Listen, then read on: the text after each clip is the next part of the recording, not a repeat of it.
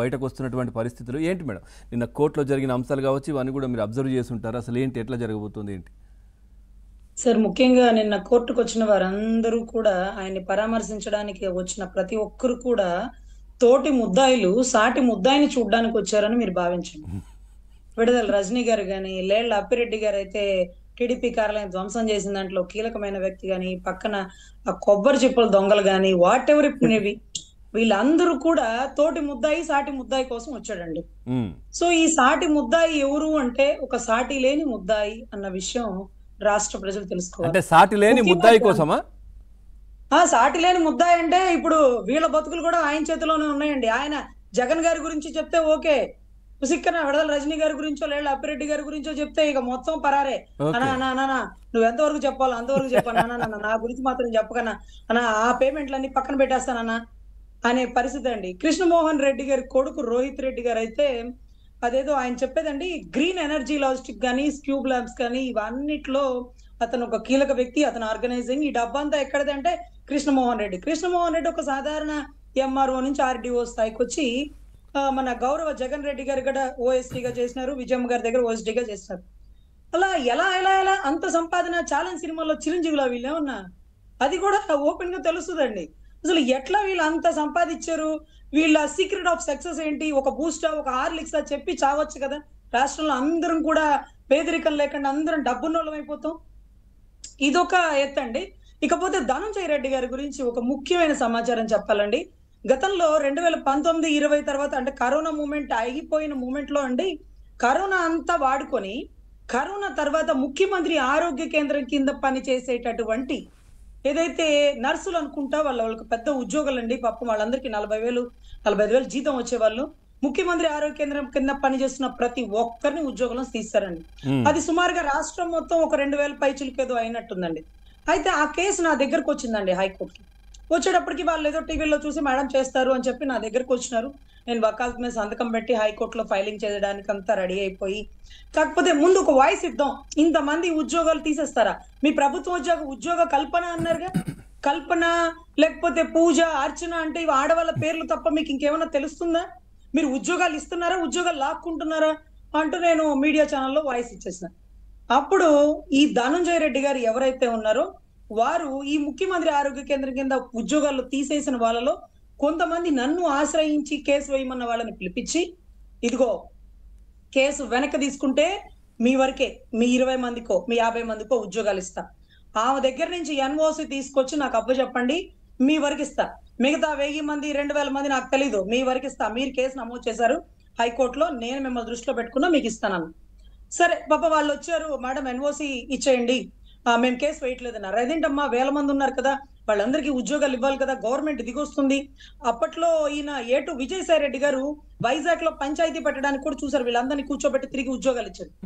అప్పుడు ఎన్ఓసి మీద సంతకం పెట్టే మూమెంట్ లో ధనంజయ రెడ్డి గారు ఫోన్ చేసినారు, నాదే వచ్చిన ఏదైతే ఆ ఉద్యోగాలు పోయిన వాళ్ళకి చేసి, అక్కడ కాదు నా ముందు వచ్చి పెట్టమను సంతకం, నా ముందు వచ్చి పెట్టమను, అప్పుడే మీకు ఉద్యోగాలు ఇస్తానన్నారు. అదే నాకు వండర్ అయిపోయిందండి. పాపం వాళ్ళు నన్ను అడగలేక చెప్పలేక, సార్ మేడం చాలా మంచి వాళ్ళు సార్, మేడం నాలా ఇబ్బంది పెట్టడం కరెక్ట్ కాదు సార్, మేడం ఎన్ఓసి ఇచ్చేస్తానన్నారు సార్, మాకు ఉద్యోగాలు ఇస్తే చాలు. పొగరు దిగాలి, నా ముందు వచ్చి సంతకం పెట్టాలి, నా ముందే పెట్టాలి అని ఒక రూల్ పెట్టేసినారు ధనంజయ రెడ్డి. పాపం వాళ్ళలో ఒక మహిళ అడిగింది, అక్క వాళ్ళందరూ చెప్పలేకపోతున్నారు కానీ మా ఉద్యోగాలు రావాలంటే మీరు ఒక్కసారి ధనంజయ రెడ్డి గారికి అది కూడా ఒంటరిగా వచ్చి మీరు ఎన్ఓసి మీద సంతకం పెట్టి ఆయన ముందు ఇచ్చేయాలట అని. అసలు అది ఎంత రిస్క్ టాస్క్ సార్. ఈ రోజు మీడియా ముందు చెప్తున్నా, మా ఇంట్లో వాళ్ళకి కూడా చెప్పలేదు. తాడేపల్లి ఆయన ఆఫీస్ ఎక్కడో ఫస్ట్ ఫ్లోర్ లో ఉంటది, లిఫ్ట్ లో పైకి వెళ్ళి నా ఎన్ఓసి తీసుకొని నేను అక్కడికి వెళ్లే టైంకి 2-3 గన్మెన్లు పిఎల్ ఉన్నారు. ధనంజయ రెడ్డి గారు ఒక 10 నిమిషాలు ముందు వచ్చినారు. ఏంటి సార్ ఇప్పుడు మోకర్లు ఇచ్చి వకాలు తాగమంటారా ఏంటి లాయర్ గారిని అని ఒకడెవడో కారు కూతు కూర్చున్నాడు. ధనంజయ సార్ అంటున్నారు, లేదు వకాలు తప్పెట్టి జీవితంలో జగన్ రెడ్డి గారి మొహం చూడను, ఇవన్నీ నేను స్టేట్మెంట్లు ఇవ్వను, ఎందుకంటే చూడండి ఎంత మంది చూసినా ఆ మొక్కల్లో తేజస్సు పెరుగుతుంది అని మాట్లాడారు. సరే సంతకం పెట్టేస్తే ఇచ్చేస్తానన్నారు కదా, సంతకం పెట్టడానికి అలా ముందుకు వచ్చినప్పుడు ఆయన అన్నారు, ఈ వృత్తి మీరు చేస్తున్నారు కదా, మీరు పాపం ఇన్సూరెన్స్ కూడా లేదు అంటే, పోతే ఇన్సూరెన్స్ పిఎఫ్ బెనిఫిట్స్ కూడా లేదు పాపం, అలాంటి వృత్తి ఎంచుకున్నారు. సరే పోతే పర్లేదు సార్, అందరూ పోయే వాళ్ళు ఒకళ్ళు ముందు ఒకళ్ళు వెనక, పోయేటప్పుడు ఎన్ని వేల కోట్లు ఉన్నాయో అవన్నీ తీసుకెళ్ళాం కదా సార్, 6 గజాలు భూమే కదా అంటే, ఆ పొగరు తగ్గదా మీకు అన్నారు. అదెందుకులేండి, అది కూడా సంతకం పెట్టించేలా అక్కర్లేదు కదా, మీకు ఎన్ఓసి ఒకటి చాలు కదా అని చెప్పి ఇదే మాట సంతకం పెట్టి ఇచ్చినానండి. దీనికంటే ముందు ఆ 40 మందితో ఒకసారి వచ్చి నేను కలవడానికి వచ్చినప్పుడు అసలు ఎంత జ్ఞాపక శక్తితో చూడండి, చుట్టూ 20 మంది ఉన్నారు. వాళ్ళందరూ వైసీపీ వాళ్ళెవ్వరికి నేను తెలియదు లాయర్ అని. ధనంజయ రెడ్డి గారు అలా వచ్చి కూర్చున్నారు. 40 మంది ముఖ్యమంత్రి ఆరోగ్య కేంద్ర ఉద్యోగం పోయిన వాళ్ళలో నేను కూడా ఒక పంజాబ్ డ్రెస్ వేసుకుని చున్నీ వేసుకుని ఇలా మూల నుంచున్నాను సార్. ఇట్రా, నువ్వు లాయర్ కదా, ఇక్కడికి ఎందుకు వచ్చావు, ఏం చేయడానికి వచ్చావు, ఆవిడ చేతిలో ఫోన్ ఉందేమో చూడండి అంటే, ఒక ఆడది నీ పేషీకి వస్తే గజగజ వణుకుతావా? నేనేమన్నా మానవ బాంబులు కట్టుకొని వస్తానా, ఏమన్నా బుల్లెట్లు గన్ను తీసుకొని వస్తానా? నాకు ఆ లైసెన్స్ రివాల్వర్ లేదే, ఎందుకు గజగజలాడేవు అంటే, ఏమన్నా ఇన్ఫర్మేషన్ స్లిప్ అవుతాడేమో, అసలు విందాం అతని ఉద్దేశం ఏంటో తెలుసుకోవడానికి వాళ్ళందరిని అడిగి నేను కూడా వస్తాను, ఆ 40 మందిలో ఎక్కడ గుర్తుపడతారులే అంటే, సరే సరే రండి మేడం అన్నారు వాళ్ళు. కానీ అంత మందిలో ఎంత ఐక్యూ పవర్ అంటే ప్రతి వీడియోని ఎంత గమనిస్తున్నాడు, వీళ్ళెవరు, నువ్వు లాయర్ కదా, ఇట్లా నువ్వు ఎందుకు వచ్చావు, అమ్మాయిని బయట పంపించాను, అమ్మాయిని చెక్ చేయండి, ముందు చెక్ చేయండి అని చెప్పి గబగబా 4 వచ్చి నన్ను ఒళ్ళంతా చెక్ చేసేసి, ఏమీ లేదు అది కూడా జెంట్స్, ఒళ్ళంతా చెక్ చేసేసి లేదు పంపించండి. సార్ అంత భయపడకండి సార్, నేను అంత భయంకరంగా ఉన్నానని నాకే తెలియట్లేదు అని చెప్పి కామెడీగా నవ్వుకుంటూ కిందకి వెళ్ళి నా బండి నేను స్టార్ట్. కానీ నిజంగా ధైర్యంగా మీరు వెళ్ళి బయటకు రావడం అంటే అది చాలా మీరు రిస్క్ చేశారనుకోవచ్చు కదా. వాళ్ళు ఎక్కడ మట్టి అంటించుకోరు సార్, అక్కడెక్కడ వచ్చి నా మీద దాడి చేసేయడం, నన్ను చంపేయడం కార్యక్రమాలు చేయరు. అయితే బైక్ మీద పోతా ట్రక్ లారీతో గుద్దిస్తారేమో కానీ ఎక్కడ చేతికి. ఆల్రెడీ హింట్ ఇచ్చారు కదా, మీకు ఇన్సూరెన్స్ లేని దాంట్లో ఉన్నారు, ఏమైనా అవుతే ఏంటి అంటే ఏదో ఆలోచన చేసినట్టే కదా. 100% నేను అనుకున్నాను సార్. నేను అప్పుడే ఆయనకి సమాధానం చెప్పాను సార్. ప్రతిరోజు ఒక సూర్యుడు వస్తాడు, సాయంత్రానికి అస్తమిస్తాడు. ఇప్పుడు జగన్ గారి సూర్యుడు ఉదయించాడు, రేపు అస్తమించొచ్చేమో. అంతేందుకు వైజాగ్ లోనా మీ పైన దాడి కూడా జరిగింది కదా, ఆ నంబర్ ప్లేట్లు పెట్టుకున్నటువంటి బ్యాడ్జ్లు పెట్టుకొని పోలీసులే దాడి చేశారు కదా. అసలు వాళ్ళంతా వేరు సార్. ఒక చదువుకున్న ప్రొఫెషనల్, ఒక న్యాయవాదికి ఇచ్చే మర్యాద ఇదేనా? ఒక ఆడబిడ్డను చూసి గజగజ వణికిపోయి నన్ను చెక్ చేపిస్తే ఏం వస్తుంది వాడికి అంటే, నన్ను చూసి భయపడుతున్నాడు. అంత సిగ్గుమాల ప్రొఫెషన్ లో ఉన్నట్టేగా. ఒకళ్ళు వచ్చాననుకో, ఏమిందాం అనుకుని వచ్చావు అని అనాలి కానీ నన్ను చెక్ చేపించి గజగజ వణకాల్సిన పరిస్థితి ఎందుకు? ఒకళ్ళు చంపేస్తానేమో, మానవ బాంబు పెట్టుకొని వచ్చేస్తాను అనుకున్నాడా? అరే ఇన్సూరెన్స్ లేని ప్రొఫెషన్ అంట. అరే ఇన్సూరెన్స్ లేని ప్రొఫెషన్ తోనే భారతదేశానికి స్వతంత్రం వచ్చిన ప్రతి నాయకుడు ఒక LLB, ఒక బారిస్టర్ చదివిన వారే.